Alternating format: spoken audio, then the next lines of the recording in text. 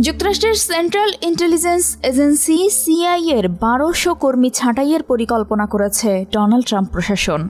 একই সঙ্গে অন্যান্য প্রধান গোয়েন্দা সংস্থাগুলোতেও কয়েক হাজার কর্মী কমানো হবে। সংবাদ মাধ্যম ওয়াশিংটন পোস্টের এক প্রতিবেদনে এই তথ্য জানানো হয়েছে।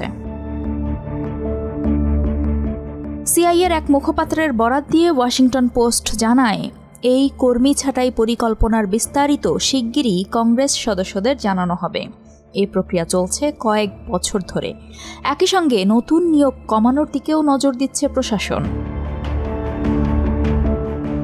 তিনি আরও বলেন, এই পদক্ষেপগুলো সিআইএকে নতুন শক্তিতে উজ্জীবিত করবে, উদীয়মান নেতাদের জন্য সুযোগ তৈরি এবং সিআইএর লক্ষ্য পূরণে আরও ভালো অবস্থান তৈরির সামগ্রিক কৌশলের অংশ এটি।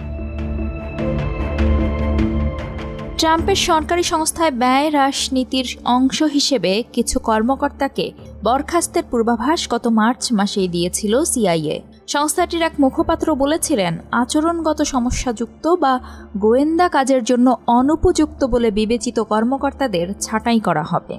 গত ফেব্রুয়ারিতেই কিছু কর্মচারীকে স্বেচ্ছায় অবসরে পাঠানোর প্রস্তাব দেওয়া হয়েছিল। 2025 সালের জানুয়ারিতে ডোনাল্ড ট্রাম্প মার্কিন প্রেসিডেন্ট হিসেবে শপথ নেওয়ার পর সিআইএর পরিচালক হিসেবে নিয়োগ দেন জন র্যাটক্লিফকে। দায়িত্ব নেওয়ার পরই এই গোয়েন্দা সংস্থাকে শক্তিশালী করার প্রতিশ্রুতি দেন তিনি। বলেন, বস্তুনিষ্ঠ সার্বজনীন উৎস বিশ্লেষণে দৃষ্টান্ত স্থাপন করবে সিআইএ।